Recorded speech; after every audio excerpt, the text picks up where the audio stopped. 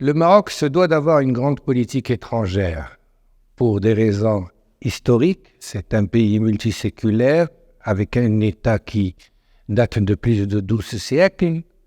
Pour des raisons géostratégiques, nous sommes à la jonction de l'Europe latine et de l'Afrique de l'Ouest. Finistère du monde arabe, nous regardons à la fois la Méditerranée et l'Atlantique.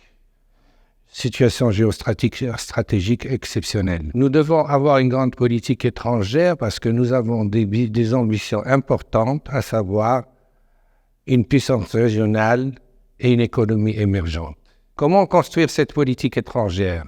Nous avons un atout majeur, la vision royale, un processus de décision qui est finalisé par le roi, avec justement le roi Mohamed VI, ayant à son actif 24 ans de règne, une grande expérience, alimentée par des déplacements, des voyages et des rencontres, et une profonde culture historique qui lui permet à la fois de positionner le Maroc dans la situation actuelle et dans son devenir. La construction d'une politique étrangère est le fait, bien sûr, d'une vision, mais aussi d'un appareil qui suit, qui essaie de construire la décision et qui essaie aussi de la déployer une fois la décision prise. Comment cela? Parce que l'objectif d'une politique étrangère est d'abord double. Celui de vendre une image du Maroc, une image positive de ce pays. Pourquoi? Tout simplement pour que nous puissions avoir des relations commerciales et d'investissement importantes avec nos partenaires. Et deuxièmement, bien sûr, cela va de soi, pour essayer de trouver des appuis encore plus importants à notre cause principale, à savoir l'intégrité de notre territoire. Une fois définis ces objectifs, il faut déployer la machine, il faut déployer cette grande machine de la politique étrangère. Comment? En ayant la possibilité de vendre le Maroc, vendre entre guillemets, c'est-à-dire de présenter le Maroc sous sa meilleure image. Et là, nos diplomates n'ont pas beaucoup d'efforts à fournir, puisque notre pays présente l'image d'un pays de tolérance, d'ouverture, de stabilité politique, de sécurité, un pays qui respecte l'environnement, qui, en termes d'efforts de sauvegarde des conditions climatiques et de production d'énergie renouvelable dans une situation très avancée, un pays qui a aussi un grand patrimoine historique, un grand patrimoine culinaire.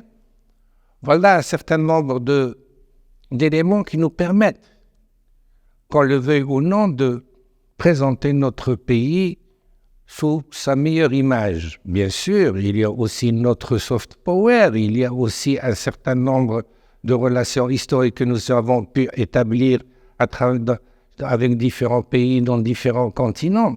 Et c'est ce qui fait que le Maroc est considéré aujourd'hui comme un pays ayant un statut particulier, un statut spécial au sein de l'Afrique et même au sein de la communauté internationale.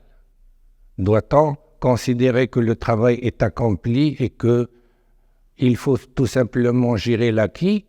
Notre ambition ne nous permet pas, dans la mesure où, maintenant, il faut trouver les moyens de renforcer les éléments ou d'enrichir les éléments de prise de décision ou de construction de la décision de politique étrangère à travers la contribution des uns et des autres pour que cette décision soit la meilleure, présentée de manière la plus appropriée pour qu'elle soit prise.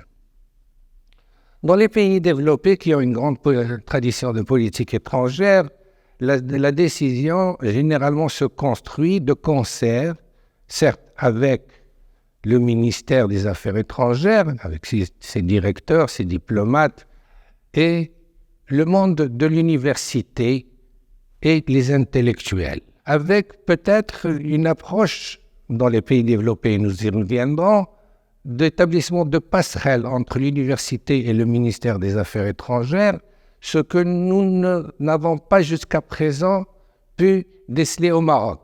Je vais essayer d'approfondir cette idée suite à une invitation que j'ai reçue dernièrement de l'Institut des Relations Internationales, l'IMRI, pour participer à une rencontre d'analyse de la posture du Maroc au XXIe siècle en termes de politique étrangère.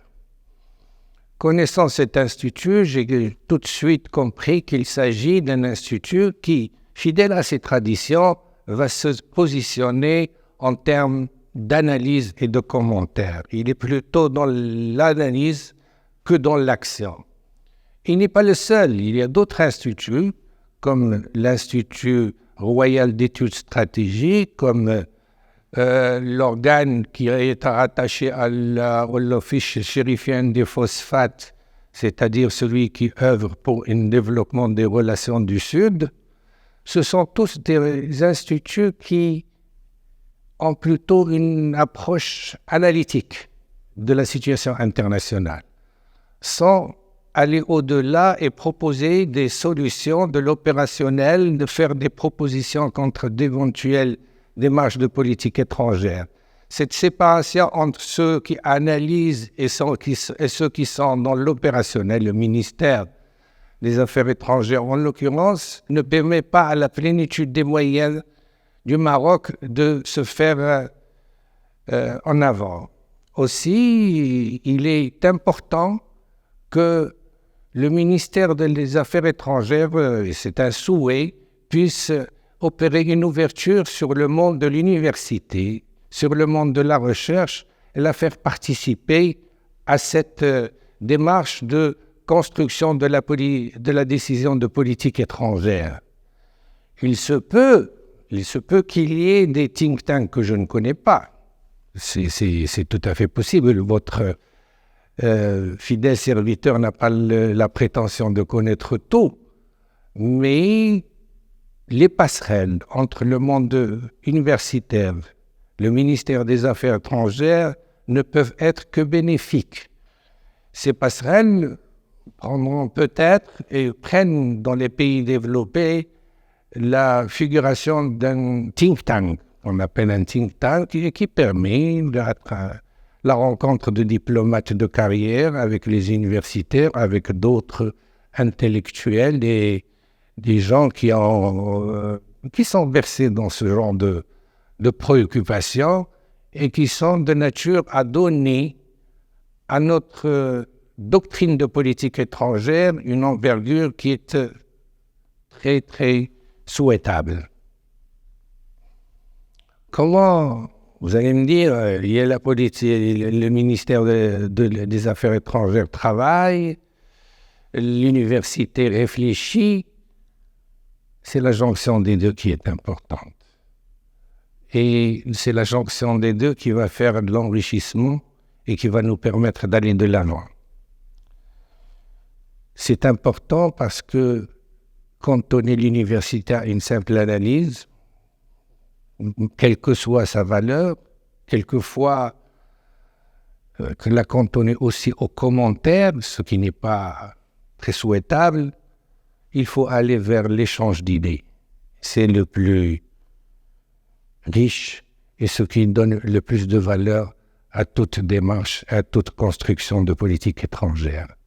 Aussi, tout patriote, toute personne intéressée par la politique étrangère ne peut que souscrire à une vision qui allie à la fois l'analytique et l'opérationnel dans une démarche de grandeur de notre Maroc et que nous appelons de nos vœux pour qu'il soit avancé, émergent, puissance régionale.